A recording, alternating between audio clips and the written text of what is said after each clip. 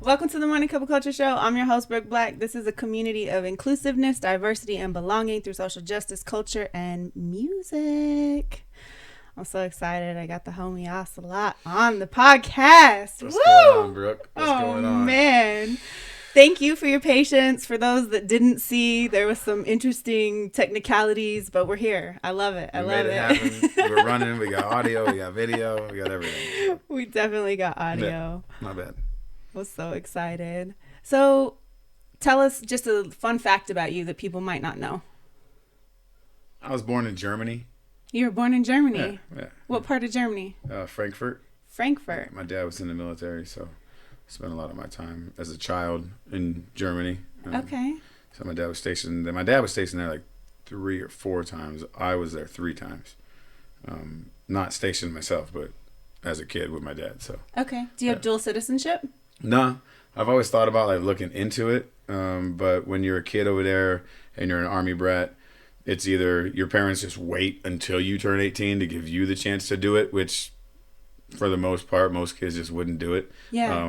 I believe back in the day, I don't know if it's still a real thing anymore, but when you turned 18 in Germany back in the day, male kids would be entered into the draft. They wouldn't get pulled into the draft because there's no active draft. War, right. You know what I mean? So, but they would get into that list. So if I had dual citizenship growing up, the moment I turned 18, my name would have been eligible for a German draft.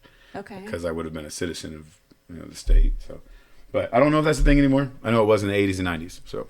But it hasn't popped up yet. So. No, and I also know that when I was a kid, and sorry I skipped that fact. When I was a kid, my parents took care of that long before. Okay. Long before I turned 18. They were just like, it's not that they didn't want to give me an option. So like the woke community, it's not like they held me back from something. It was just, there's no reason to put me in a position as an American kid to necessarily be up for a German draft, whether I have anything to say about it or not. You know what I'm saying? So my parents just took care of it. I was an American kid anyways, So. What branch of military? Army. Yeah. Okay. Is your father still around? Is he in the military? My parents are both still around. My dad's not in the military anymore. He's been retired since '94. My whole family most of my family was military. My mom and dad actually met when my mom was going to take a test to go into the Navy, I believe. Okay. Or the Air Force, one of the two. She ended up not going in the military, met my dad. They got married. My brother was in the Marine Corps and the Army. Oh, wow. I was in the Army. You were enlisted? Yeah. Wow. When did you enlist? 1997. How did you how did that come about? You just figured follow the family trail, or? Well, yeah, growing up as a military kid, my whole life I've been all over tanks and wearing camouflage and playing guns, the whole nine, So it's just like it's American kid,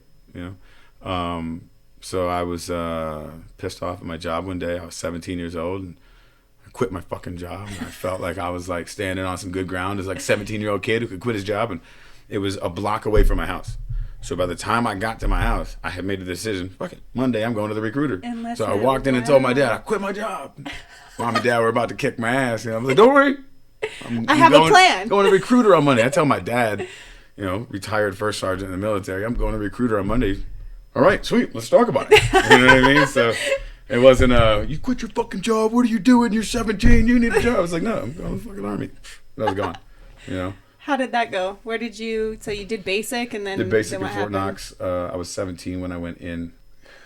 My parents actually had to sign for me. Okay. To be able to go in there. Because you had to be 17. 18. Yeah. So I turned 18 actually in basic training. That was hell. Wow. It was cool, but it was hell.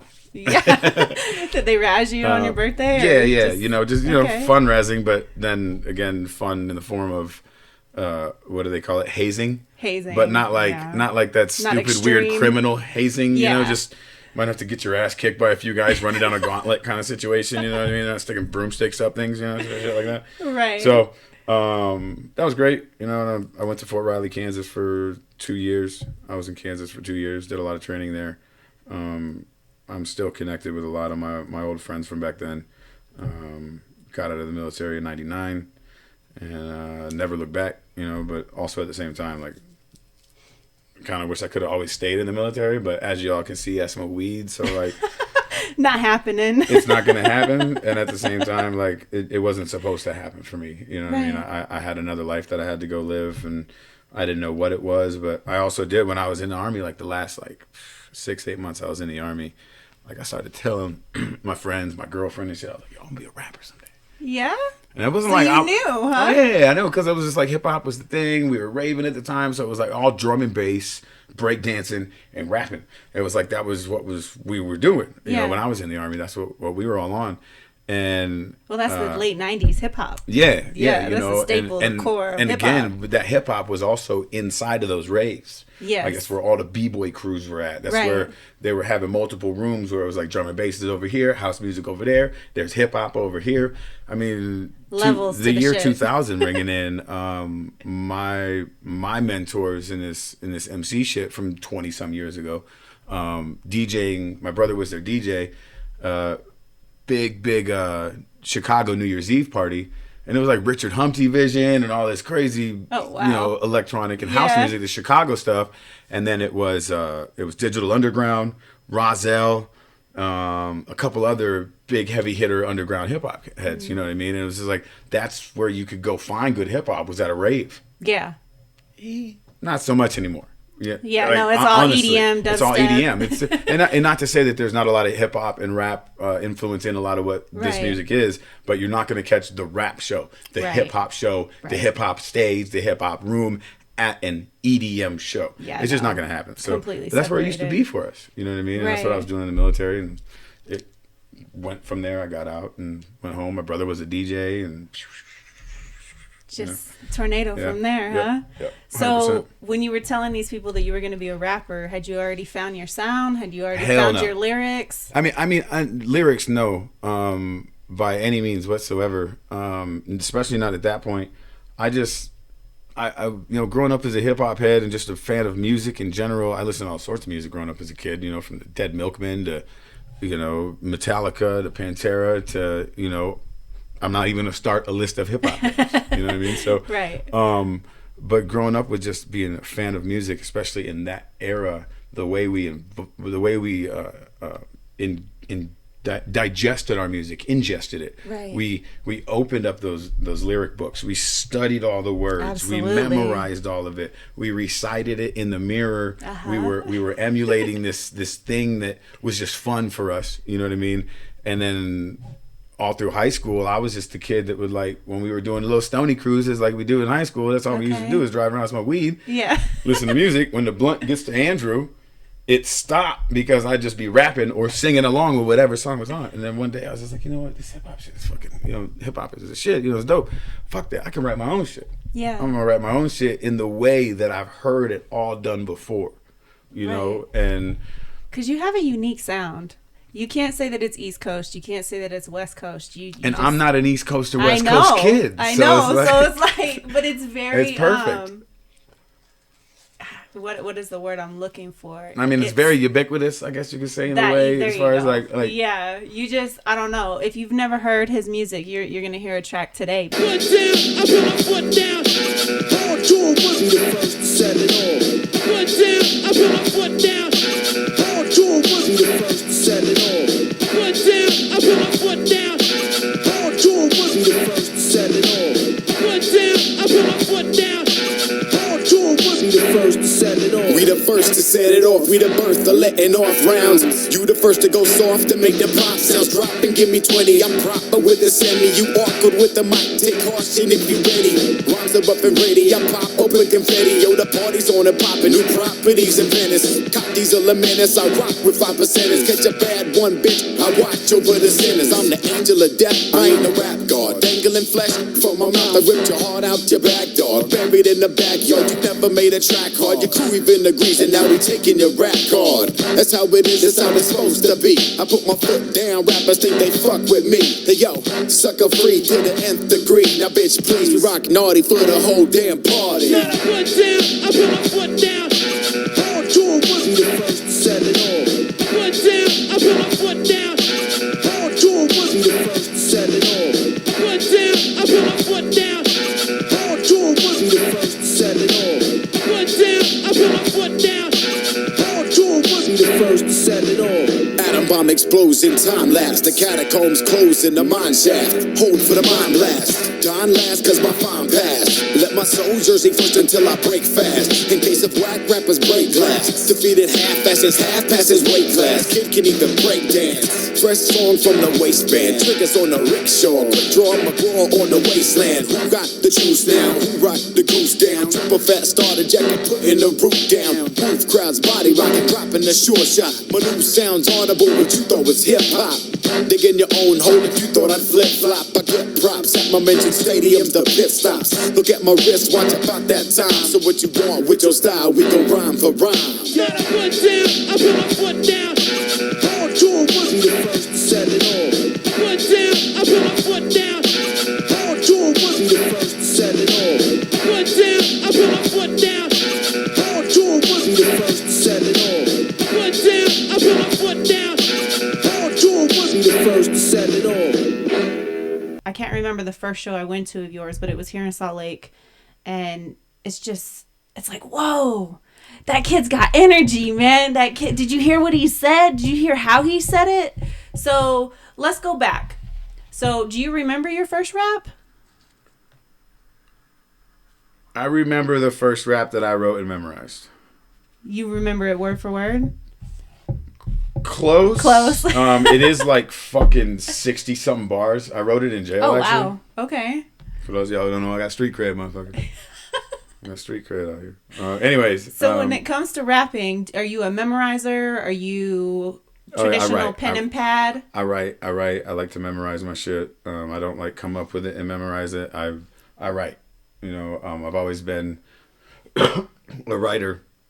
I know for most of the older generations, I know like a lot of us, you know, we were poets right in as adolescents before we were actually MCs.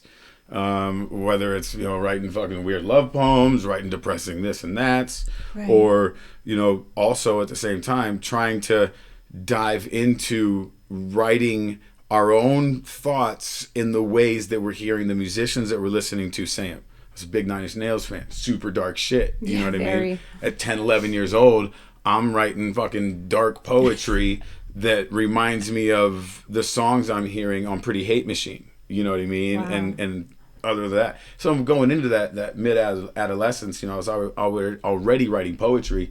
And then you sit down in fucking chemistry class or biology class with like 3 of your best friends who are also hip-hop heads and artists and graffiti heads. And you just like... start writing our own raps, guys. Let's write our own. Yo, that shit's funny. Yo, you write something next. You write something next. And it's like, that's how I started writing raps. It's definitely not how I started rapping, because for me, I started rapping at a young age because I was such a fan of the music. What we did was, when we listened to the music, we rapped with it. Mm-hmm. You know what I mean? So like, I've been rapping, but other people's shit.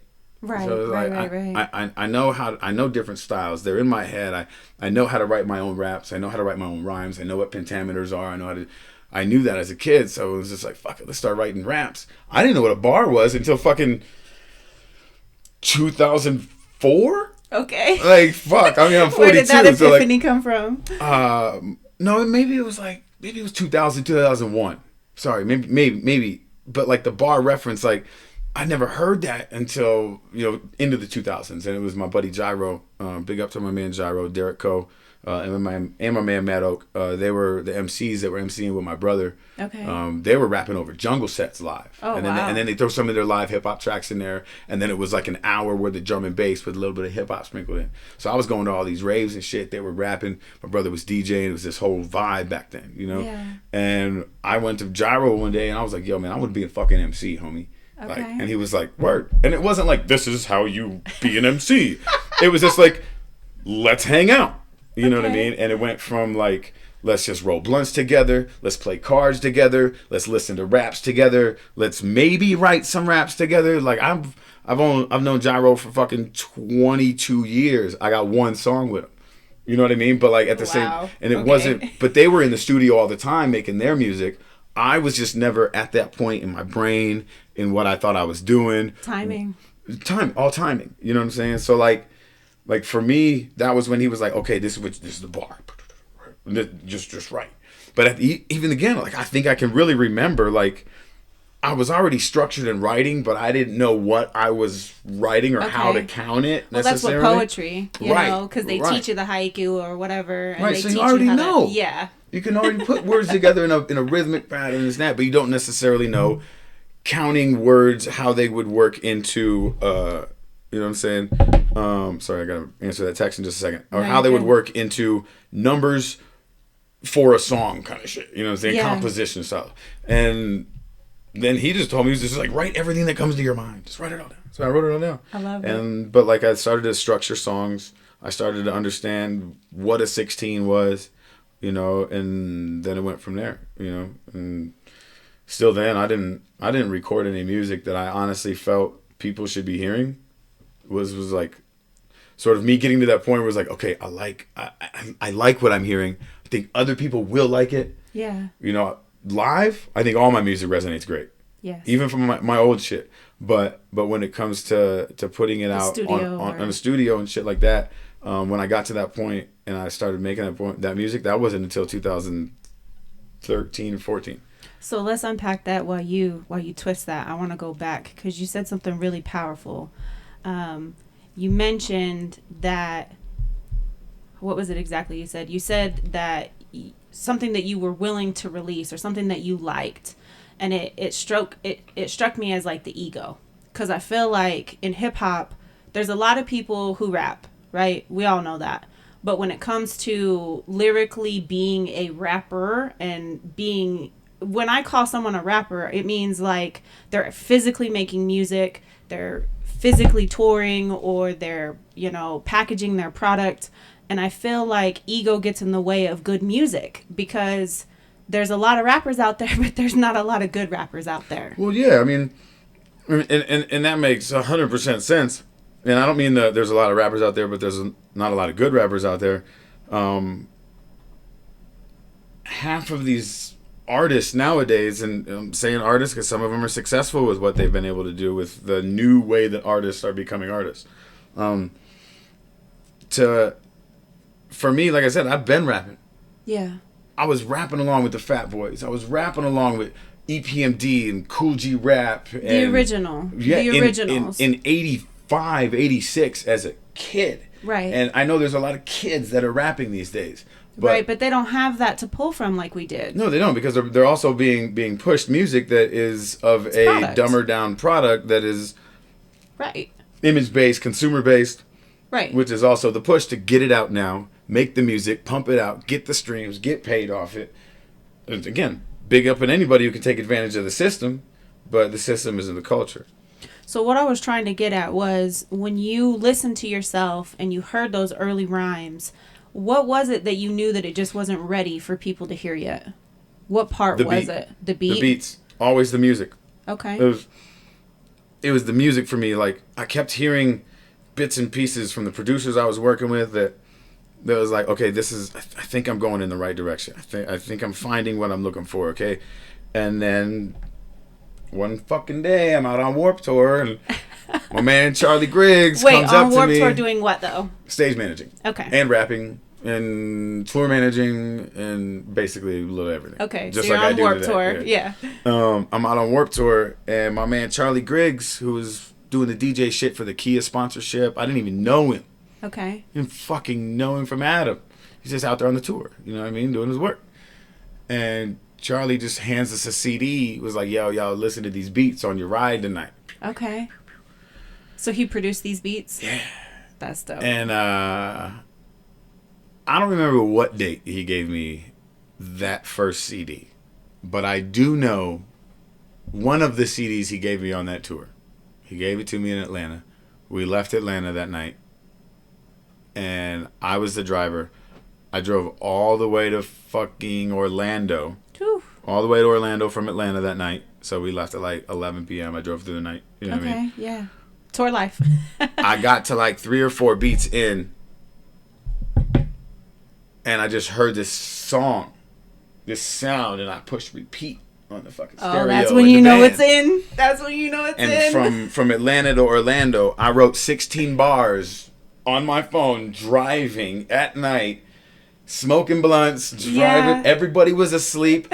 Same song on for 6-8 hours. Wow. And it's just anybody who's rap knows what it means. Anybody to leave knows. that same song Yep. on. But like these motherfuckers was sleeping, and I was banging out writing this shit. 7:30 in the morning, we're pulling into the new Warped Tour spot, And got I was a like, new fellas, track. I wrote some shit last night. I'm gonna remember this shit, and I'm performing it at 1:00 today. Oh, and it was shit. like they was like, no, you ain't. And I'm like, Watch me. watch me. I'm the stage manager. Watch me. And I rapped that track, and like when I found Charlie's music, big up to my man Charlie. He's one of my best friends. We talk every fucking day. Like, he is my producer. He's like not my strict producer. Like, I can work outside, but I found that sound.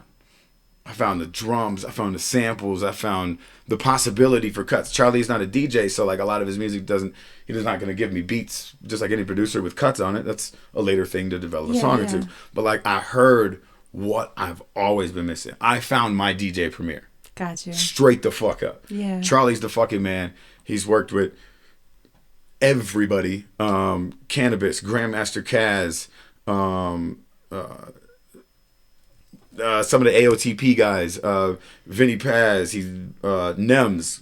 Bing Bong motherfuckers, like we was on the Bing Bong train before Bing y'all bong knew what the before it fuck was Bing Bing Bong Bong. was. Like, You just were saying, Bing like, before the bong came. you know what I mean? Like big up Gorilla NEMS for fucking with Charlie Griggs, because like that's the only reason why I have met NEMS. It's the only reason why I'm in that discussion In that with circle. even just trying to support the man from a real handshake type of situation. I met him this last summer on tour before all this shit blew up, and I was stoked to meet him. I've always wanted to meet him, buy a fucking sweatshirt from him, a hat from him personally, because he supports my man Charlie. Like, he was on the Gorilla Twins album with Ill Bill, and then NEMS put Charlie on the new Congo album to do 2 tracks. And so like, and then I met NEMS, and it's like, it's the nicest dude in the world. So like, anyways, Bing Bong, whatever. Fuck your life. That's what I'm talking about. Fuck your life. But man, my man Charlie, I found my premiere. You know, when Guru found Premier, that was a fucking magic made in heaven. When I found Charlie, that was my shit. So that's what I was always missing, was those drums. That was the music was what I was missing. Big up to all the producers I worked with before Charlie, but once I found Charlie, I was able to make that sound. And then, but I feel like that's the magic of music, because you can pull beats from any producer or any walk of life, a YouTube beat or whatever, but until you find that music that really resonates with your soul and with your personal sound, it's not a hit record. No. I mean, it's a record, it's music, but it doesn't have that soul, blood, sweat, and tears, or 6 hours of driving involved just to get it out there. I wish I could remember. You know, honestly, I don't want to say I wish I could remember that rap, because I probably actually have that rap in my arsenal. It's probably even on the track for all I know, that I actually rap at shows, but I don't know when I wrote a bar. So like, that thing still might be in pocket. And like, but yeah, Charlie makes some great music, and we've been able to, really develop some really cool shit since day one of him and I meeting. The story is honestly, it's ridiculous. Like, I went from meeting him on Warped Tour to working another gig with him somewhere, and then he was on a gig somewhere on a tour, selling merch for a band that I used to listen to when I was like 11 years old and shit, like in the 90s and shit. He calls me from Chicago one day, family emergency. He was like, "You still coming to the show tomorrow?" I was like, "Yeah," because he was going to Detroit, so they were going to move on from there. I was going to say what's up, see one of my favorite bands ever live, like in pocket with the guys, and meet them. So I was like, and he was like, "You ever sold merch before?" And I was like, "Nope." He was like, "Fuck it. Can you pack a bag? Can you leave for 3 or 4 weeks right now?" And I was like, yeah, like, you know me, like, I live somewhere, but I don't, you know what I mean? Right. So, like, then I was at my parents' house in Michigan, so, like, I wasn't at home. Yeah. I really didn't even have a home, technically, then. I did, but I didn't, you know? I was traveling, I was touring a lot. So I met him in Detroit with my bags packed, and he left the tour that day. I sold merch for the band. It's 2021. I'm now a member of this band. That's wild. This hasn't been an official announcement out there, but this is in my official pocket. Like, this is a thing. There's not been no press about it, you know what I mean? And who cares if there ever is? There might not ever be. Okay. But I'm a member of this band now. I was featured on the first song on their last album they put out. We're currently making new music together. And it's just like the development of the relationships of just saying, I'm willing to go somewhere and work hard, and no matter what comes my way, I'm going to run with it. That's all I've ever done anywhere, from Warped Tour to Coachellas to everything. Like, and next thing you know, there's an opportunity. Like, I've got one of the best jobs I ever had. Go ahead. Let's run with that. You just said one of the best jobs you ever had, but there's also this moment of Lord of the Lost where you were put on by someone else's inability to be there. Absolutely. Now, let's talk about that, because you seem to be in the right place at the right time quite often. Yeah.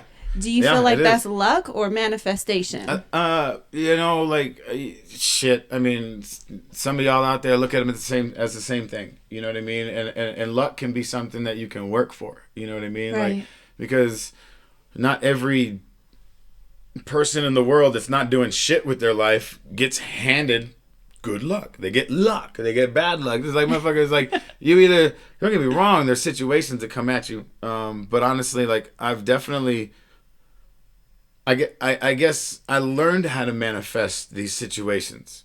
And I'll get to exactly that tour in just a second. But I'll recently, within the last 2 years, maybe the last year, I thought about something that happened to me as a child that is exactly how my life is today. So you had like a premonition? Yeah, absolutely. 5th grade, was living in California, doing a Christmas play. Charlie Brown's Christmas, right? That's what's up. I was a stagehand. Okay, so you weren't even acting. No, stagehand. 4 weeks, 6 weeks before the play. I was a stagehand every day. I was just one of the kids that didn't get a fucking part. But you had a part. You had a huge part. Had a part. We're doing one show at this school, right? Yeah. One show on a Friday or Saturday night, whatever it was. Linus don't show up. Oh. Linus is ghost. Motherfuckers, they go, who wants to be Linus? I was like, I'll be Linus. What the fuck you talking about? Stage time, baby. Like, that was the first time I'd ever been on stage. And I did Linus all night long. I did Linus. They accepted my offer. I didn't get paid, but they accepted my offer to be Linus. And I knocked it out the park. I had to use the fucking script for the big speech that Linus gives in the Charlie Brown's Christmas. But other than that, short of like being... I had some issues with being outside the curtain or behind the curtain when I was supposed to be another place. You dropped into the role. Absolutely. And so here we are. We fast forward fucking, literally, I would say literally almost 40 years later. Shoo. 32, 33 years later. Here we are, and I'm out on tour with this band. KMFDM is the name of them. For y'all that don't know, we haven't said it yet. KMFDM is the name. Industrial metal band. I've been working for them for 2013. I make music with them. It's great shit. So anyways, we were out on tour, or we were going out on tour. The band Land of the Lost, I don't know these guys, never met them, but big up for the opportunity I had. Their visas fell through. So just some logistic shit. Nothing they could really deal with themselves or make a difference on, unless it was, them doing last minute stuff. Yeah. But their visas fell through. Didn't make it over into America. They're from Germany. So Parallels, man. 3 or 4 shows in, I'm selling merch like I always have with this band. This was 2017. I'm just selling merch, and Lucia, the wife of the founder of the band and one of the lead singers of the band, she comes up to me while I'm fucking counting in the merch area one day. She's like, "Hey, merch. You want to perform tomorrow night?" And I'm like, "You sure about that? Am I gonna fit in with this sound?" And I was like, you've heard my music. And she was like, yeah, I see all your Instagram videos. They're really good. And back then, Instagram had 15-second videos. Okay. So nobody saw shit. Right. It was just a 15 snapshot. seconds. You couldn't even do multiple 15 seconds back in the day. So You better get it good in them 15 seconds. so it was just like I agreed to say, yeah, hell yeah, I'll fucking perform. So it was Church Falls, Virginia. I'm pretty sure is where the first show was at. The best part about the situation was me and Charlie have already manifested whatever we wanted to manifest. Yeah. Recently, before this, Charlie had hit me up. He was like, yo, write a song about killing Nazis. I was like, I like easy. it. Yeah. You know what I mean? Like, no problem. I could do this in my sleep. You know, like easy. So we wrote the song. Put it out. Oh, we didn't even put it out. We just wrote it. We had it in pocket. Like, it was just there.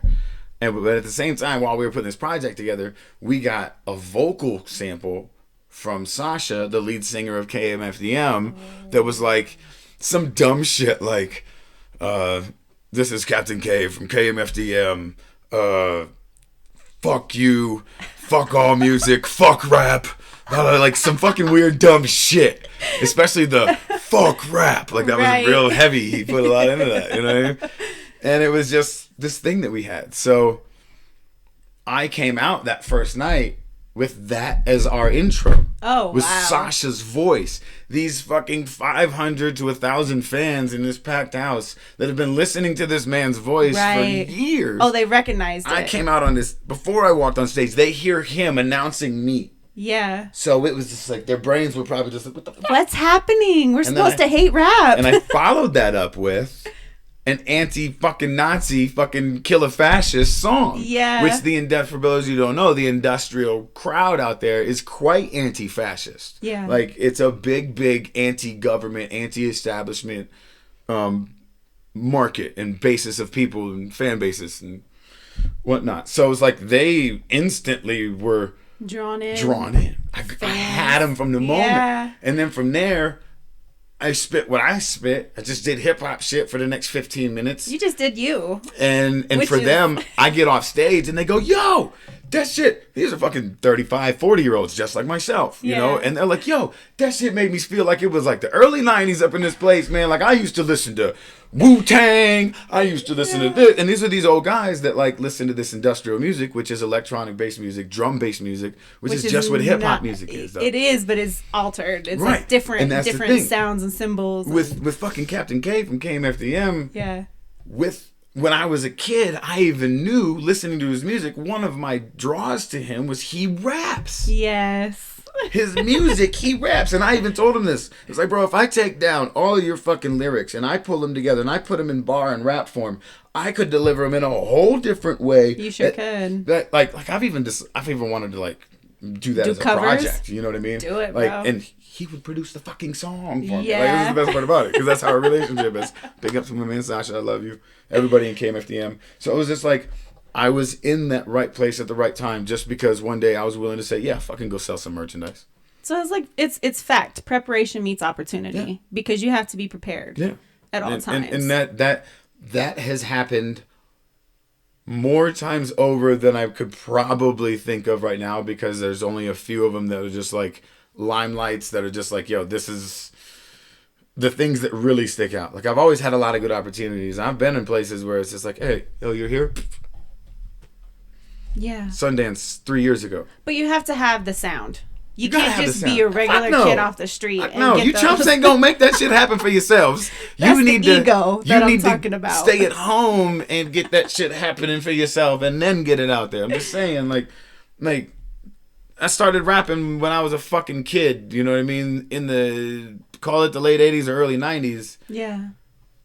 2018, I got in a cypher with motherfucking KRS-One, Will.I.Am, and Rakim, and Kosha Dill's Son 1 at Sundance. On some, we were there. Why were we there? Well, we were asked to be there. We were welcomed there by Rakim's camp. Right. You know what I mean? I ain't even go into the fucking issues about how we got that. Because big up to Rakim and Matt Kemp. Matt Kemp's his manager, and like that whole camp. Like, I've honestly never met a fucking nicer person in my life than Rakim. So like, but I've always just been in those positions, you know, like. The only time I've actually really like hung out with Rakim was a whole day. It was great. And it was at Sundance. And it was at his condo and shit, smoking blunts, just chatting. Yeah. And it was like, we walked away from that meeting that afternoon. We was all high and shit. We leave the house, we leave the condo, and we're walking down the road, and we're like, that just happened. right. But at the same time, it was one of those moments where we realized if it was anybody else, like it was such a cool day. Yeah. If it was anybody else, you would have not walked out of that fucking room without being like, hey, let me get your number, dude. Right. Like, and the funny thing was, when we talked about that as we were walking, the night later was when we got in the cypher with him and we were doing the damn thing. And on the way out, when we said peace out to Rakim and Matt Kemp, he was leaving the venue. Rakim gave us dap and gave us a hug. He was like, yo, get the number from Matt. Hit me up anytime you're in New York. And it was like, what the fuck? And it was like, we were right. We should have asked him for his phone number. So, and I was just in the right place at the right time. You know, a friend was working with him. We ended up hanging out with him. We were doing another show with him too. So it was just this whole thing of just, you know, there's a lot of kids out there that are starting rapping 8 months ago, and fucking this March they're gonna blow, they're gonna pop, they're gonna be the next hot thing. That's gonna happen for some people out there. But really it's like less and less opportunity for that than to like get into the NBA. Yeah. You know what I mean? Like, you need to put in your fucking work and just don't be whack. Right. You know, and I'm saying this for young and old artists that make this kind of music and this kind of music, because I know a lot of cats that make this new sound music that's fucking quality ass raps. Right. But it resonates so good with this trap sound, this new sound, this young sound. It's not boom bap. It's not classic hip hop. It's not that. They keep that essence, but they put it into something different. You know what I mean? Which is, I feel like, what we need right now. We need the Joey Badasses. We need my man Dizzy Wright. We need those good young artists. We need Echoes. You know what I mean? Like, we need those dudes because it correlates the generations. Right. I'm not gonna be the one to do that. The 21-year-old that likes real hip hop shit like I make, and I'm not saying real hip hop shit. I said real hip hop shit like I make. Yeah. They're gonna listen to it. But there's not a lot of those out there either. So it's like, I'm not trying to sell to that 13 to 17 to 20-year-old market. That's not me. But there are those cats that can bring that feel and that idea of what it means to be a real MC, a real culture head, a fun-loving guy, girl, person, whatever you have you, making music that is hip-hop music currently. It doesn't have to necessarily have the fucking kicks here and there, or too much snare and too much fucking cymbal, or not enough this and that. Or shit, in 86 through fucking 90, some motherfuckers were using the 808. That shit went out with the SP12 and all that other shit later. And now they're back to the 808. And now you got boom bap heads talking shit about people that are using an 808. And it's like, no, man, that was actually the original dope sounds. Yeah. It's like, why are we gonna get upset about that when we can use that? Be like, yes, my producer does use an 808. And it's fucking bass heavy as shit. And I'm not driven by something else. You know, it's really cool to see that we have that out there. Again, my music doesn't emulate that, but I can see where that's at in this world, and I know that we need a little more of that. Yeah, you know, and that's the kind of shit that I want to see from these young artists, is being able to rap. Just rap. And I'm gonna, like, try. You're gonna get better. You're gonna get better. But put raps together. Don't put catchy phrases and bullshit together. Do that for your hooks. Do that for your ad-libs. The ad-libs, Don't fucking make a verse fucking 3 words at a time over and over and over again and then get to your hook. Bitch, that was your hook. Let's unpack that, because I feel like we have this sound right now in mainstream hip-hop, right? And I don't even like to call it mainstream hip-hop. You know, popular rap is what we'll call it, versus underground. Now, there is some good music in popular, you know, top 40, that kind of thing. But there's a lot more quality bars, I guess we could call it. I mean, there's in more underground. Knowledge. There's more knowledge, absolutely. But even then, fucking, you know, when Mobb Deep was dropping Infamous and shit, motherfuckers were 17, 18 years old when they were recording that. Like, to say that there's not knowledge in a young community would be a fucking disillusion to even ourselves, to say that we weren't smart when we were kids. So, like, but again, I also Well, what I'm trying to say is there's this huge separation between underground and mainstream. And it's always been that way. But not always. No. I feel like it shifted about 96, 97. Because the market for that music got old. And when I say the market for that music could no longer, and who knows why? Who the fuck ever knows why? Except for the theory, it's a half theory, half reality that, the people in the music industry delegate what they're going to push to the masses. Right. And most of that comes with funding for radio. Who's going to get the more funding for radio? What label's going to put in more funding for radio for this hit or this artist or that artist? Are they trying to make a one-hit wonder over here so they can make bank off them and then just roll it into another motherfucker? Because that kind of music, for some reason, call it since the internet era. Okay. Yeah. Call it since that, and I'm not even talking internet streaming area for the music side of it. I just mean since existence. Just like, rapbasement.com, that kind of stuff. Right. Since the internet, no, not even that. Just the existence of the internet. Okay, gotcha. That 98, 99 internet world. Right. Where it's like, I'm right there. Like in 94, 95, 96, I didn't think I was ever going to see a computer in my home. Right, me neither. 98, 99, there was a computer in my parents' home. You know what I mean? That's been an evolution, So it was like, since the existence of that, since the year 2000-ish kind of situation when everybody had exposure to the internet, everybody was getting all this stuff. Again, I don't know if that's the problem. I'm just dating back. Right, we could speculate all day. We can either put it on that or we can put it on No Limit Records. Because when No Limit Records hit the fucking streets, everything changed. Everything changed. We had Outkast. Mm-hmm. We had a little bit of the South stuff in the rest of the country. But when fucking No Limit hit the fucking streets, everything changed. So, and then again, as you get further and further, again, the number one market for the music industry, for those of you that don't know it, is 13 to 17-year-old girls.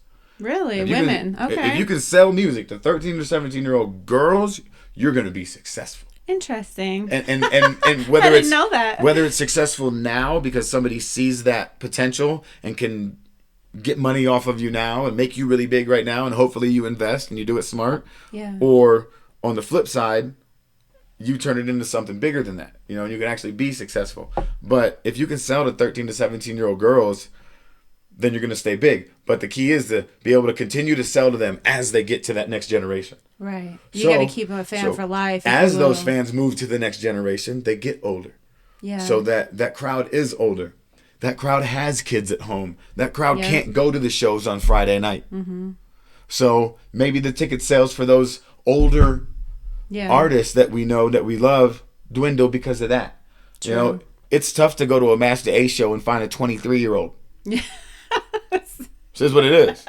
You know what I mean? You ain't gonna find a fucking all ages Master A show unless it's at a festival. Right. Like that kind of shit. I just threw it out because Ace is the man. It's it's relevant though, legend. And it's true. It's true. It's true. But somewhere in the country you will find those 23-year-olds trying to get to that Master A show. Right, because they've got someone that's put that good music in their ear. Somebody older. Yeah. But again, it's like a market has to continue to stay sellable, and if the number one people that are pumping money into the industry are those youngsters who want lesser and less substance and just the more and more let's fucking go vibe of turning up, getting lit, all of those things, and I'm not saying them as bad phrases. It's it's a momentary thing, even for the songs. You know what I mean? Like, it's just, and again, a lot. Unfortunately, these kids, not all of them, but these kids who are the fans, who are the rappers, these are the offspring of the kids that were doing the drugs that were being sold by the rappers that we were listening to. Right. So I ain't even denying that shit. Like, I understand that somebody was born in 2002 right now is going to be listening to XXX. Right. Why? Because that's what's relevant. Because that's what's relevant right now. You know what I mean? And by someone's standards that's pumped out. I'm not saying anyway. Exactly. So, but it's all sad music. So let's go back to, because you wear several hats and your most recent hat is DJing. And I say recent because this was news to me. I didn't even know you DJ'd, but this is something you've been doing for several years. I've been DJing at home for just over 3 years now. Right? Would you like a Gatorade? No, I've got my coffee. Okay, I really need to grab a Yeah, Gatorade. grab a Gatorade. Hold the DJing question. Sorry, guys. Has his house set up for convenience. Got to. I'll probably give most of that to my lady. That credit right there. So. Oh, speaking of which, I did get married this year. yes, you did Yes, get I married I this got married year. last year. Last I got year. married last year, September 18th. So. Newlyweds, what, about 6 months now? Roughly ish? 117 days, 115 days, something like that. Shout out to your 14, lady. So yeah. no women. He is off the market. He is taken. Bye-bye. Reserved. Yeah, by a very talented young lady who does my hair. You'll get blocked. If you want information on how to get blonde hair, let me she know. does her hair. Yeah, my wife does her hair. I started DJ. I learned how to DJ. I started DJing just 3 years ago, but I learned how to DJ in the 90s on vinyl. When I came home from the Traditional Army. scratch. I'm pretty sure the first day I came home from the Army, I walked up into my brother's bedroom, and he had just got home from the Marine Corps, and he had his table set up with his mixer, and he had the J5 EP on one side and the Arsonist As the World Burns on the other side of the other table. And he was like, yo, this is how you DJ. Fucking first thing you gotta learn how to do is count. Blah, blah, blah. If you can't count, you can't DJ. But you can count, you can DJ. Like that kind of situation. And that's some real shit. If you can count, you can DJ. So like I learned how to DJ then, learned how to mix a little bit, but I was doing it on vinyl. We dabbled in everything as hip hop heads. You know what I mean? We try to explore each part of the craft, and then someday we land somewhere. And I was a b-boy at the time, heavy into b-boying. Like that was my shit. Yeah. You know what I mean? Coming straight out of the military, that's all we was doing was partying and b-boying all over the Midwest. I ran with a couple really dope crews. I wasn't ever an official member of the crew. I don't want to say that because my man Jedi might listen to this joint. My man Jedi Glide is one of the greatest b-boys. His name is Coda now, I believe. But just this monster b-boy, and again, just coming out of all that, that's what we were doing. And then I also got to the point where it's like I love rapping so much that the dance world was so fucking competitive. Very. And it still is, I feel like. Oh, dance more so now than it was before. The dance world has got to be brutal. I don't know how some of those cats just stay in it for life. Them cats that are out in fucking L.A., Atlanta, and New York.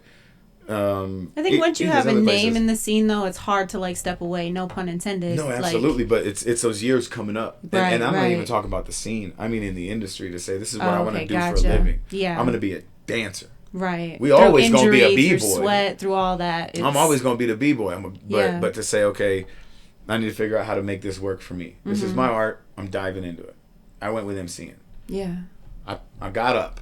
I've done the graffiti. I've been on the floors. I've done the cuts.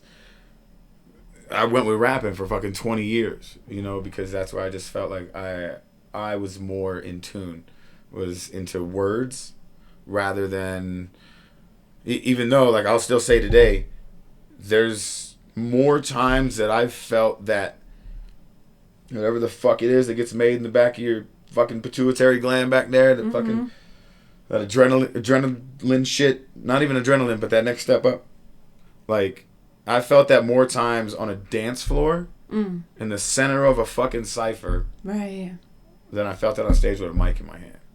So it's that was a hard thing to say, okay, well, you feel that good about dancing, but I also felt that the microphone was more of my spot. And honestly, I do believe that because, well, I didn't have to get hurt.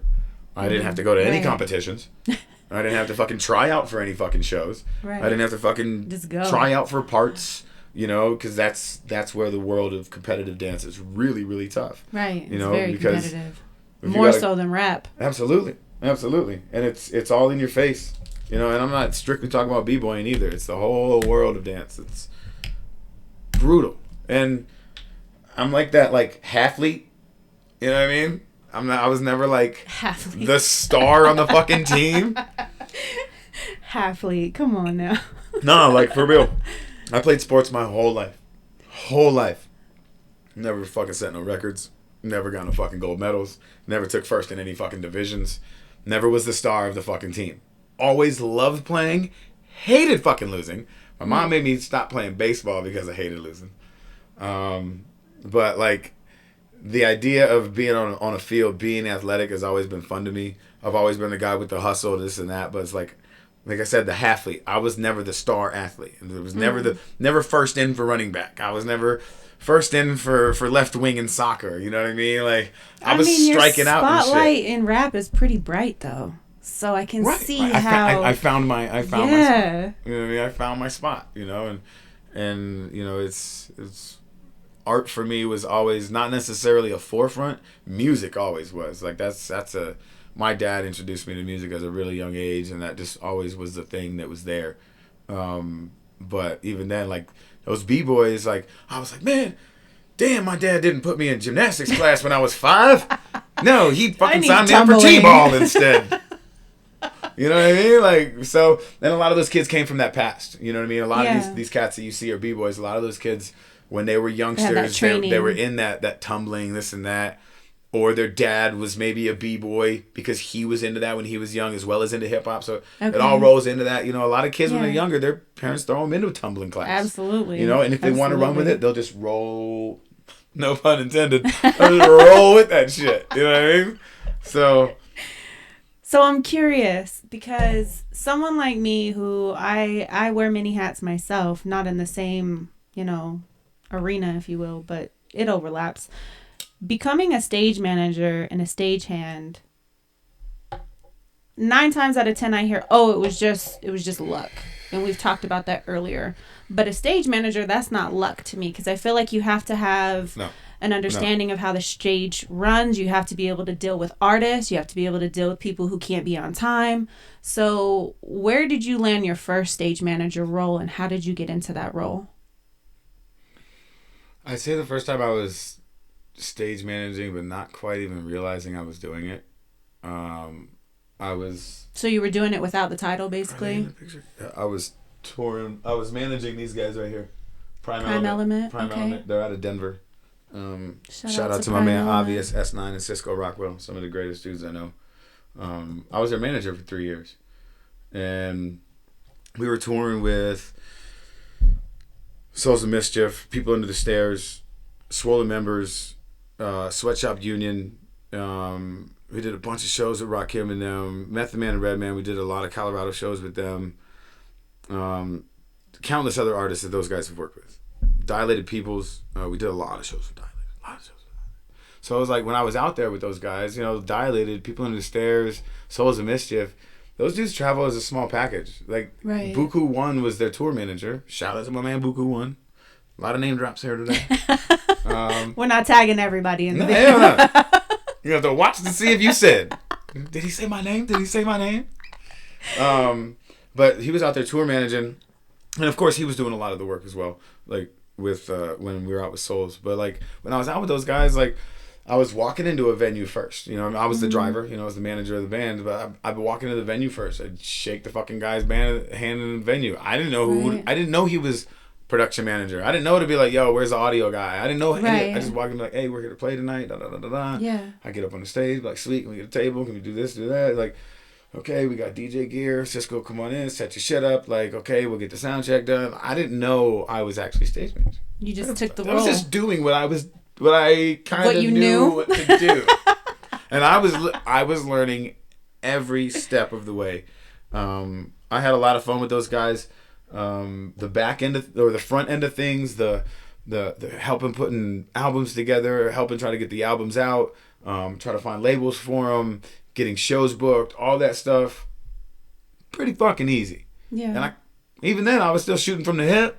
Yeah. And when I say easy, it was easy to like say, okay, as long as I have everything right in mind and I use just being professional with all these phone calls, these emails, like that was the easy part. But when you get on the road, you never know what you're going to deal with. Right. Car trouble. First time sick, out being like out there. Whatever. Yeah. Luckily, I was living in Steamboat and most of our shows were in Denver, Boulder, Fort Collins, Vale. So like Avon, a local Brett. tour. They were like, we could do fucking 6-7 shows inside of Colorado in a week. Yeah, with all because these it's all artists. within a couple hours. Anytime any of those artists I just said booked fucking shows from 2010 to 2014, we were on the fucking runs.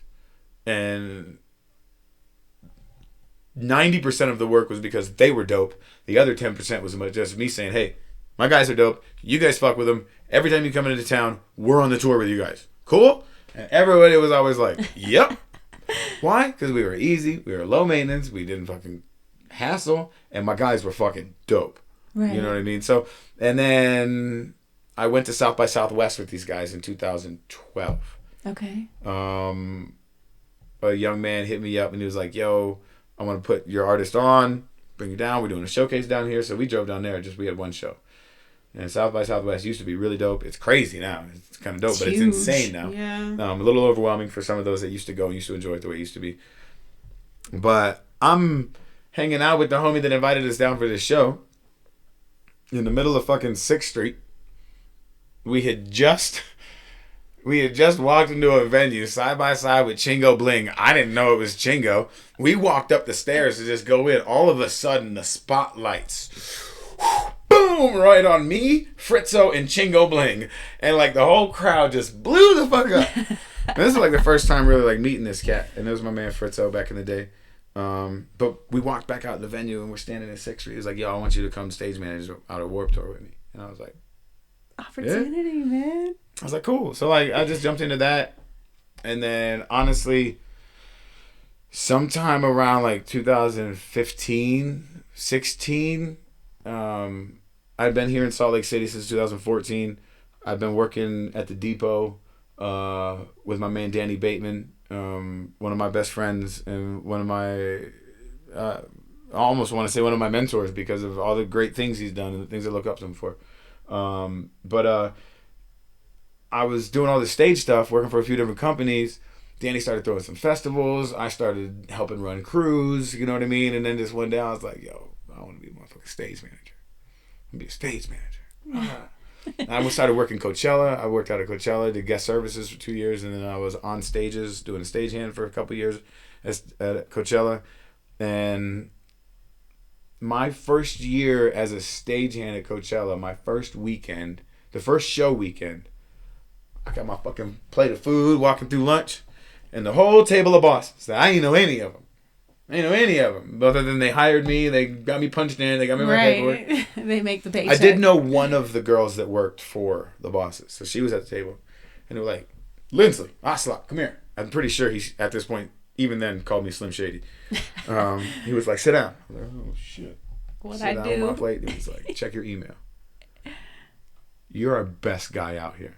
It's Coachella, motherfuckers. He was like, you're our best guy out here. Hardest working person we have in this crew. There's like 7, 8, 9 fucking stages at Coachella. Yeah. I was on random different stages. But and I'm sure there's plenty of when managers. they gave me that nod, like they were like, check your email, you got a raise. They gave me like a $3 raise like first week and a half, 2 weeks into the job. And for me, like I took that motivation as just like, man, y'all see me as something really dope, huh? Yeah. Like, okay, I know I've done the stage management shit there. Like I worked for Danny Bateman on like Bonanza and Reggae Rise up, running, like I said, running the crews, and I could. Yeah. At sometimes I was thrown into that stage manager role without even knowing it, and then Danny like hit me up one day. He looked at me like, "What do you want to fucking do? You want to be a stage manager? You want to be this?" I was like, "I'm gonna be a fucking stage manager. I don't care. All your festivals you're doing, I want to be a stage manager. We do this, you do that. You hear somebody needs a job, I want to be a stage manager."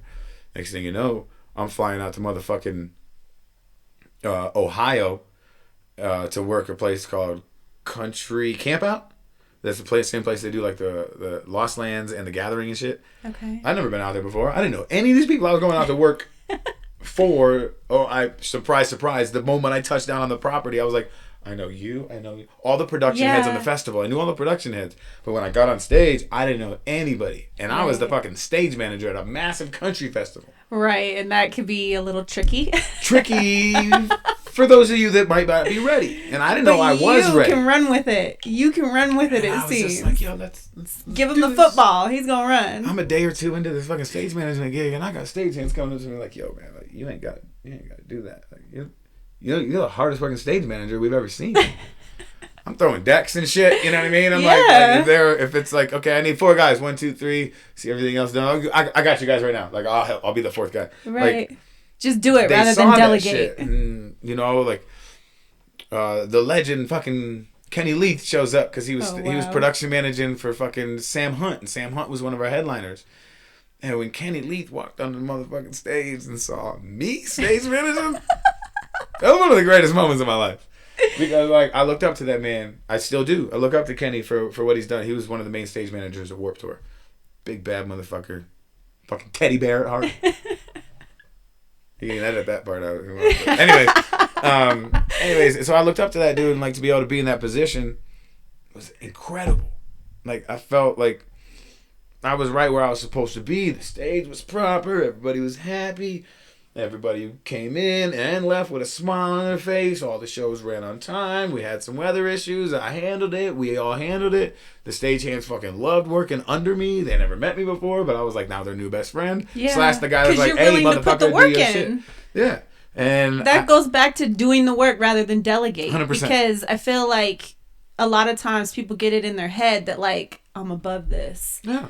And it's like, no, there's a job that needs to get done. And if I pitch in, it's just going to get done faster. I mean, I don't even have to go really Not go even there. that deep. No, not even like, there's just there.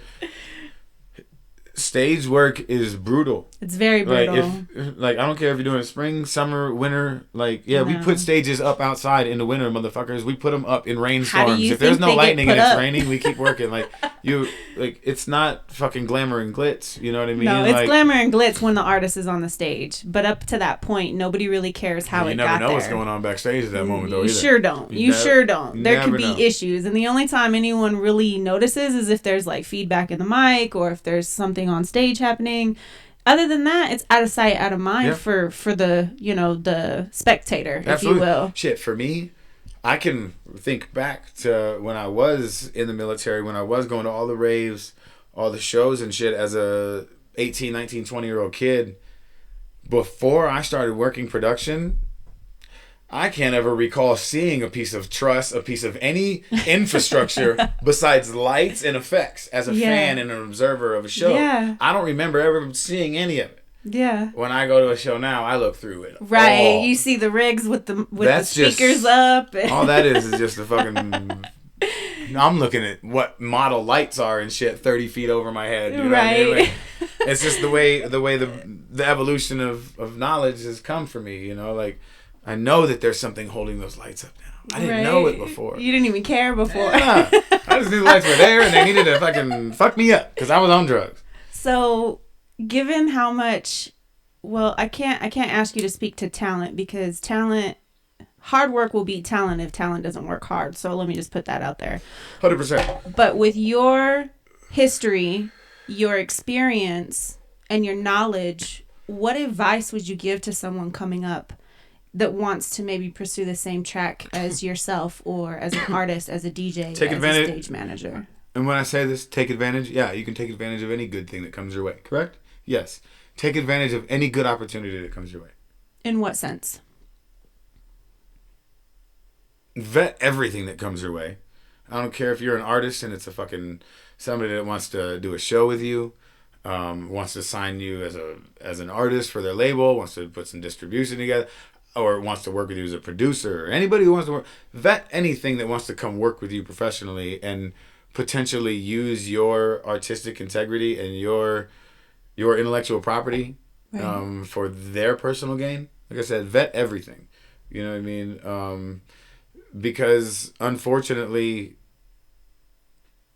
if you're so current in this industry, in artwork, in anything, I just say keep making artwork and the rest will come to you.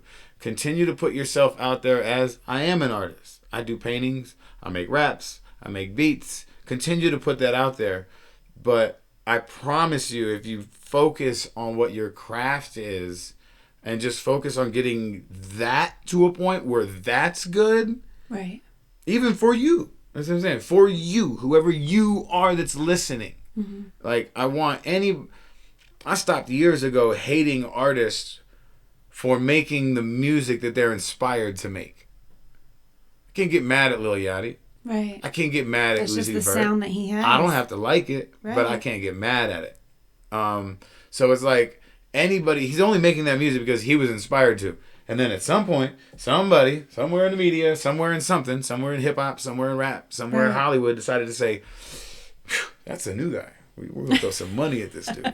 And again, like, that's what he made. That's just what that kid made. He just made music that he thought he liked and his friends liked. Yeah. Catchy, bad, good, whatever you want to call it. That was what he made. They were inspired to make. And when somebody found it, was like, yo, we can do something with it. And they did something with it. And, you know, maybe the music doesn't do good, but I also know that a lot of these kids some of them tried to do good with the efforts that they do away from the music.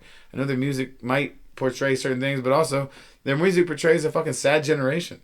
Right. A lot of the music portrays a sad generation because a lot of this new music is not happy. No, it's not. Turn up when it's live, but the music itself, and I don't understand how much.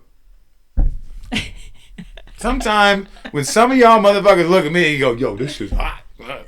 You know, this is. You're like, did you hear what I just heard? Because like, I didn't hear the same thing. It's garbage, like straight the fuck up. And I'm not saying everything is. It's just that the quality of what we're willing to take the time to listen to and invest in is shitty, but it's not our fault.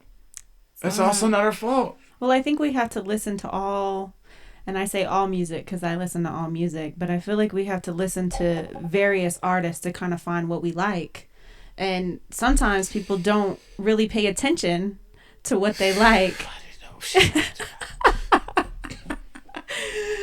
I don't think they pay attention to what they like. I think they just, the plate of food's put in front of them, and so they eat from the plate that they're given. Well, that's what the radio's for. Right, exactly. You know what I mean? And that's why, and that's also that's why we got college radio. Yeah. You know what I mean? So that there is somewhere for some of those kids to be like, yo, I got access to good music, yo. Saturday nights, 89.2, tune in.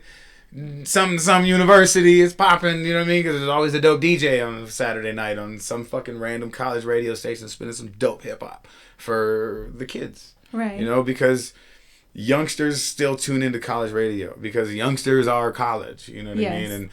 And a lot of these young rap fans, even these young fans that are fans of old music, that's where they're at. They're in college and they're listening to their local radio station. Mm-hmm. You know, like, man, I remember our college radio station was just popping on Friday and Saturday nights. Yeah, right? So you know I mean? Slick was too when I was at Slick. But I bet. Let's go back because I think I don't want to close this without talking about Foot Down. So Foot Down is crazy. I love the visuals. Who's the videographer on that one? My bad. Polly Rotten. Yeah. Who's the producer on the track? Charlie Griggs. Of course. That's it, my man Charlie. Now you shot that. That's not here in Utah. Clearly, that artwork is not local. That is not here. That was in Hartford, Connecticut. Now you were on tour during that, correct? I was on tour with Dizzy Wright, working for Dizzy. We were on tour with it was Dizzy, Chris Webby, and Echo, and a couple other cats that were on the tour. So make sure you guys check out the Foot Down video. Tour. Are you on tour this year, 2022? I am. The only dates that I've seen confirmed right now are the KMFDM dates in the fall.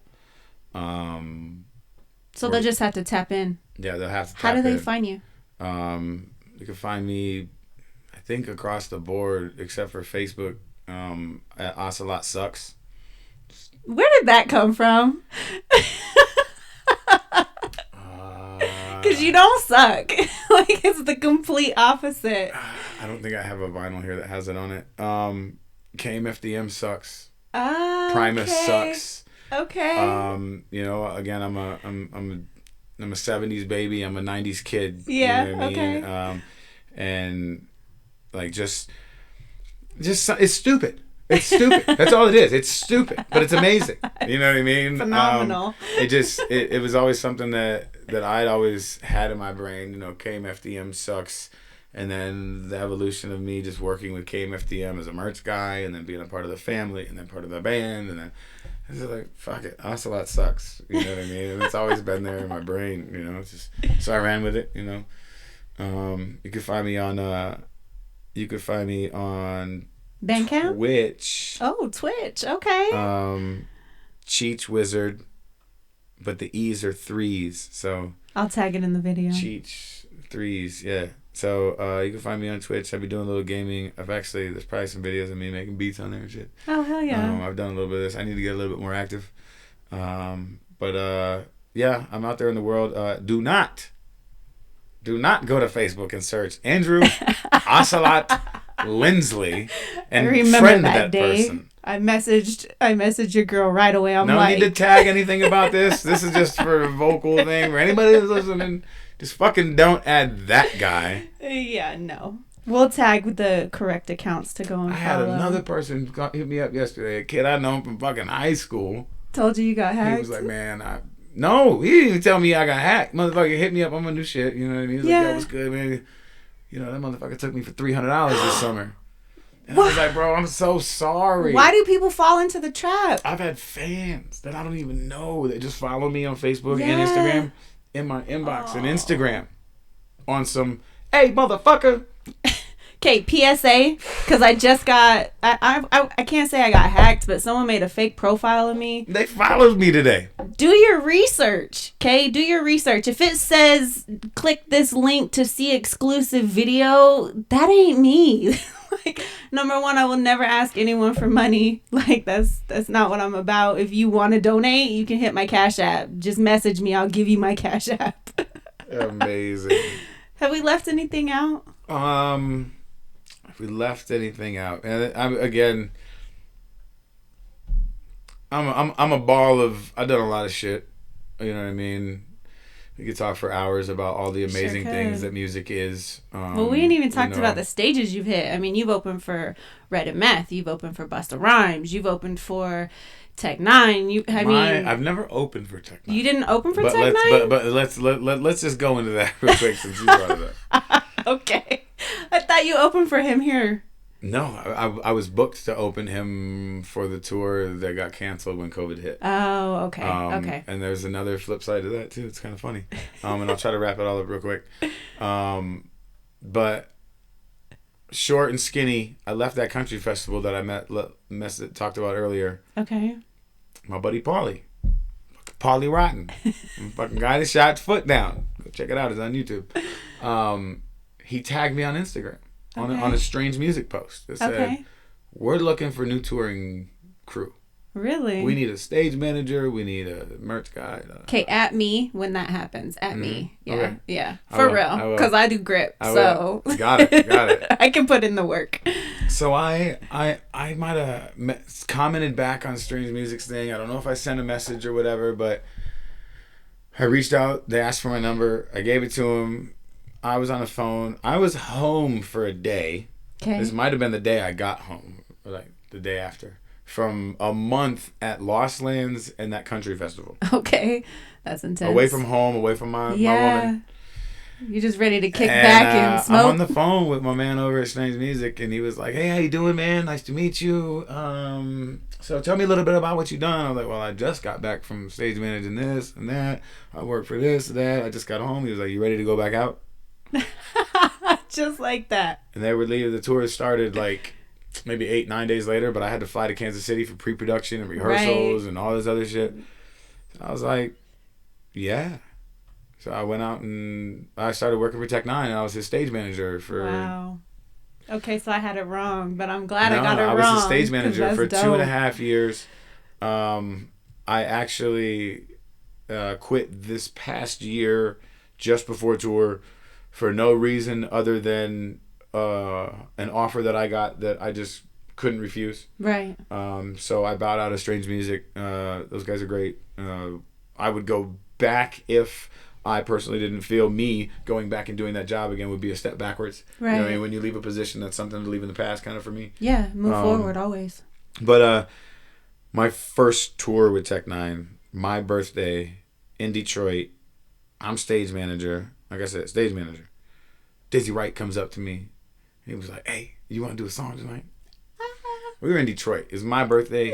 It was Dizzy's birthday. It was our birthday. Yeah. He was born in Michigan. His dad was there. My dad was there. My friends were there. We're at the Oh, fucking man. Fillmore in Detroit to a almost capacity crowd. Okay. Like dream for me that I never even thought that I never thought of. I never thought about playing the Fillmore in Detroit. So I was like, I'll fucking do a song tonight. I'll do a song tonight. So Dizzy's in the middle of his set. It might have been at the end of his set, maybe right before a couple of his songs that he still had left. So he called me out on stage. And I came running out, not in my Strange Music uniform that they've all seen me in for the last 8 weeks. But in full performance guard, ready to rap. You know what I mean? Love it. I come out Futuristics on stage with his crew, and Dizzy's on stage, there's Hoppa, and so I come out. The stage crew is probably like, what the fuck is going on right now? Well, and they were all my crew, so it was like they were like, when I say my, it was all Tech N9ne's guys. Yeah. So the Tech N9ne's monitor guy had to run my mic. In the homie situation, you give somebody some shit for having to be like, I gotta be fucking. Oh, you? Yeah. Okay, you're gonna rap tonight. So, but like, I got out there, smashed it. The whole fucking crowd, they bring out a motherfucking birthday cake for us on stage. They sing happy birthday to me and Dizzy. Shit's crazy. I run off stage, I get my uniform back on, I go back to my job. Straight up. Like, no break in the action, literally. No, I didn't fuck nothing up. Dizzy comes, like, they had a ball. Just had a fucking ball. There's a great video online of it. It's fucking great as shit. So, Dizzy comes into the venue the next day. I was running up the hallway. He's coming in for sound check. He's doing his little dance. He's looking at me, big old grin on his face. He's like, yo, we're going to do that again tonight. And every night over the rest of the tour. Oh, wow. And I was like, yeah, about that. Conflict of interest. You're a smart woman, bro. Very smart. Woman. So yes. I decided to be like, yo, like, thank you. Thank you from the bottom of my heart. I want to. Absolutely. How do you say no? But I have to say no. Yeah. And he was like, I understand it, but I don't like it. Right. But I understand why you're doing it, but I don't like why you're doing it. Yeah. You know what I mean? So, the last show. For those of you that don't know, Travis O'Gwyn is the CEO of Strange Music. He's a great guy. He's the guy that signed my paychecks, took care of me while I was on the road. 100%. Anyways, so the last fucking show of the tour, Tech N9ne comes in and out of the curtain, on and off for fucking sets, and I'm not saying anything that's fucking out of the norm here. So Tech N9ne sitting there, I'm handing him a towel, you know what I mean? He's just doing his thing. Chris is out doing his song, Chris Calico, and Tech N9ne looks up at me, and he goes, "Yo, I seen you out there rapping, my dude. That shit was dope. Better not let Travis see that shit." And I was just like, yes! I made the right call. Right. I would have been fired the next fucking day if I would have rapped again. Right. Guaranteed. I might have made it 3 shows. But if Travis O'Gwyn would have got caught wind that his fucking stage manager was performing a song every night, yeah. And I'm just saying that because it is conflict of It's interest. business. And that's It's why business. that's why I took the bow out, and here we are. It was your birthday. And it was my birthday. And then the following birthday, I was back out on tour with Dizzy Wright. We performed again on our birthdays in the fucking shithole of whatever town in Jersey that was. I know my guys would remember because it was that bad. But anyways, and that amazing offer that I couldn't refuse wasn't because of the financial ability of it, but it was because of the organic relationship that I had built over the last few years with Dizzy Wright. I quit working for Tech N9ne to go to work for Dizzy Wright. So it was just like Dizzy's a great human being. Tech N9ne's a great human being. Strange Music is a great company. It's business though. When you get an opportunity to promote, you promote. Right, and Dizzy has my back 100%, just as a homie, and the fact that I am in his camp. And he knows that I will do anything to make sure that his show goes on. Yeah. And we make some real shit happen. So like that was for me. It was a no-brainer.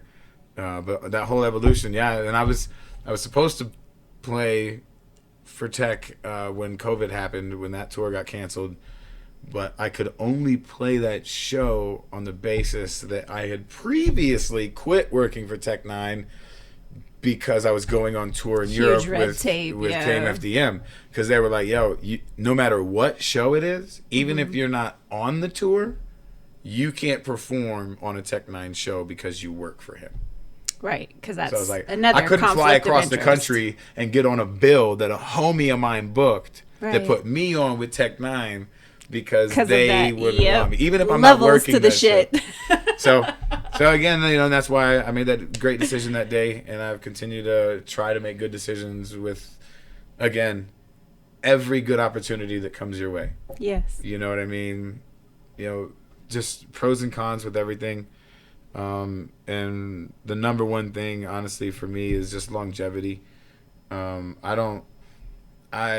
I years ago threw out the idea of being famous. And when I say that, like, even as the kid that was like, oh my God, being a rapper would be fucking sweet. You can be famous when you're a rapper. No, you ain't famous when you're a rapper. You ain't famous when you're an MC. No. You ain't famous when you put your entire life into this shit just because you love it. Doesn't mean you're not successful. Right, that part. So like I just put that out a long time ago, and like my measure of success has completely shifted direction. Even though like I don't necessarily did never have that make it or break it mentality. Mm-hmm. I was brought up to know that just, you know, work hard for yours no matter what you got to go through. I've been homeless. I've been addicted to drugs. I've been in prison. I've been in jail. I've done time. Like I've done Right, some you've lived stints in life. jail. I know my county jail only happened to be fucking a half a mile away from my parents' house, but I was in that bitch for fucking months and months and months on end. And I've been there. I've done that. I've done stupid shit. You know, like Right. I was never a stick-up kid, but I rolled with those stupid motherfuckers. You know what I mean? Guilty like, by association, man. Who then have, you know, some of them have moved on to be great human beings, and you know, are still the guys that I would call if trouble was had. Yeah. You know what I mean? But we handle shit different now, anyways. You know what I mean? Like even if the phone call's made any day, it's like we ain't killing you. And I'm gonna say that like we ain't out here killing anybody. Nah, but if you're I need killing somebody, tracks. If I need somebody, man, and like I had some shit. I had somebody come at me recently, not on some rap shit. They came on me and some other shit. It was about rap, but it wasn't on the rap shit. And I was like, bro, we could keep this on wax if you'd like to. And he put out to all these people in the world, all over his stories. I will say no names. I'm not that guy. But he put out to all the world in his stories, Ocelot don't want it with my pen. Somebody tell this motherfucker who he's fucking with. While I was in his inbox, like, hey, man, like, Let's do this. Can we write bar for bar? And he goes, and then he told me personally he wouldn't waste his ink on me in the DM. And I was like, for some hip hop shit, Yeah. I would eat you up. Yeah. And I'm not saying I'm better than him. But you've got that I'm not saying I'm hunger. better than you. You should think you're better than me. I don't care how dope you know I am. You should think you're better than me and that guy and the next guy and the next girl and the next person.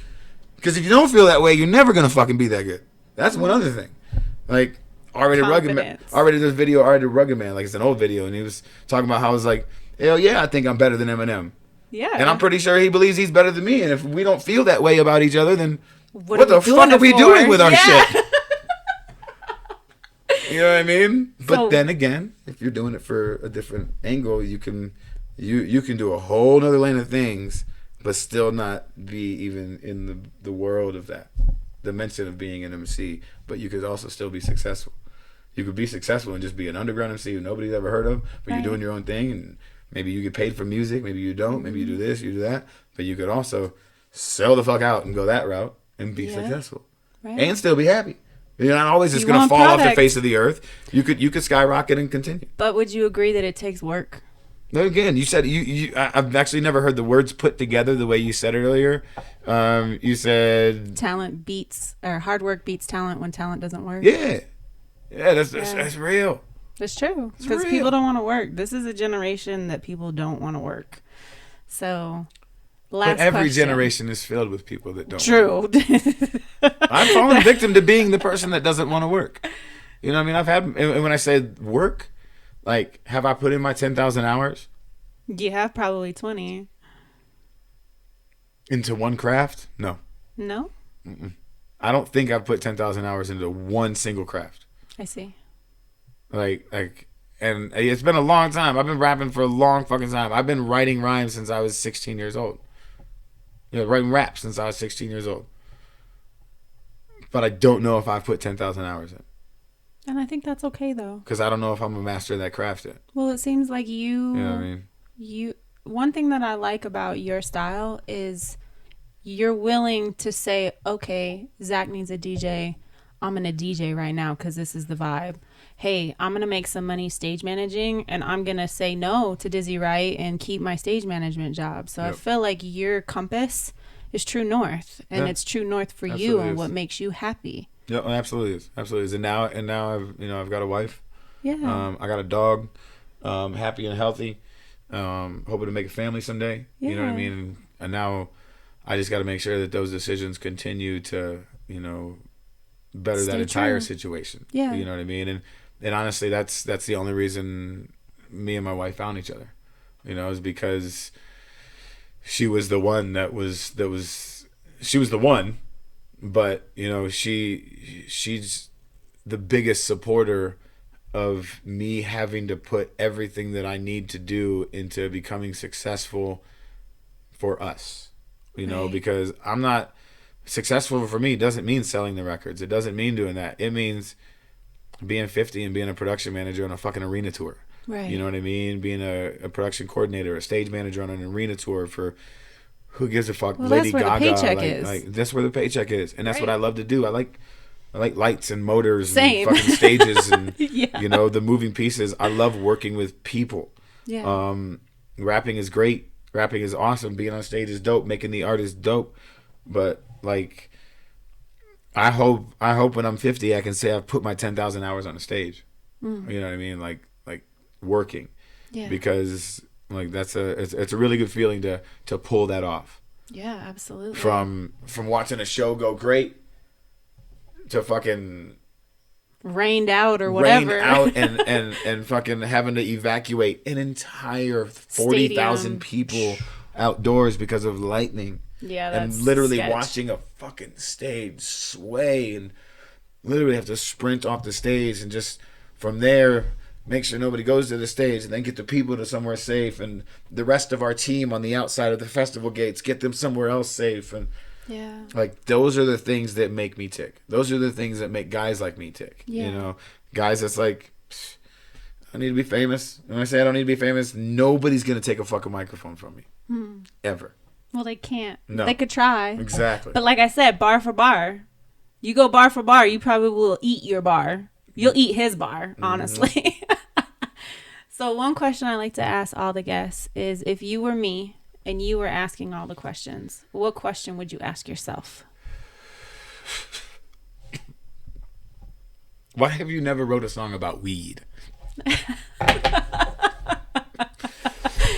Maybe because you don't want to intermix the love and the music. I don't know. That was a random. You don't have a song about weed? Nah. I smoke more weed than most, and when I say I smoke more weed than most, that have never wrote a rap song about it.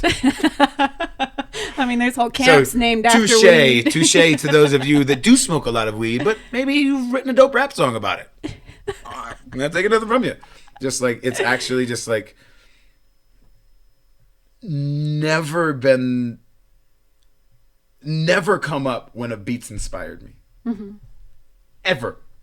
I've never heard a beat that was in my inbox that was like, wow, some fire shit or whatever, good or bad. Yeah. That like the first thing I thought of was like, yo, it's about marijuana. And it's, again, I'm not saying that, I mean, it's just not you. Cypress Hill is one of my top 5 music groups of all time. If I'm saying the top 5 MCs, don't even go there.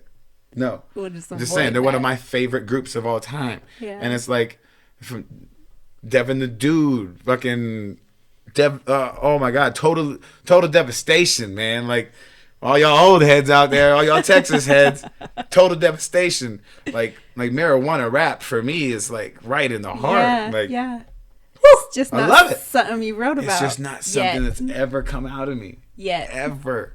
It's Right. just a beat or a Very producer true. somewhere that Because now that the idea exists that I haven't wrote about it, right now you're like, it kind of has always made me go like, is this the one?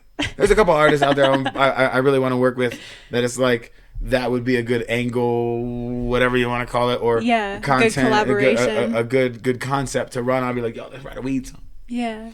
But it's like, wouldn't that be expected? And maybe that's been always the reason, because maybe that's what's expected. But also, because I don't have a weed song, nobody ever thinks I'm gonna light up when I'm on stage, and I smoke weed every time I'm on stage. That's a real one right there. Is there anything you want to add? Besides, this has been awesome. And any of the small bits of advice that anybody might have taken from this, even just the laughs, anything. I just want to say thanks for tuning in. One. Yes. But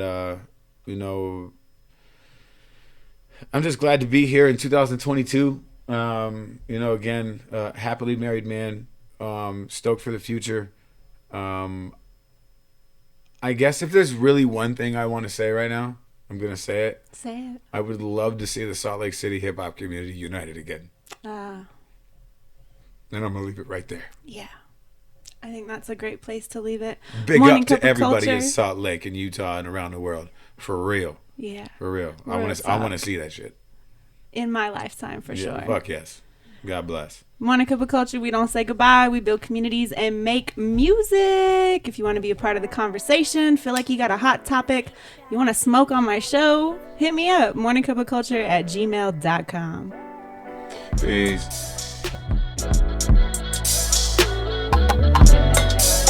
I know, that's what I thought that. I was like, wait a second. I bet the moment she said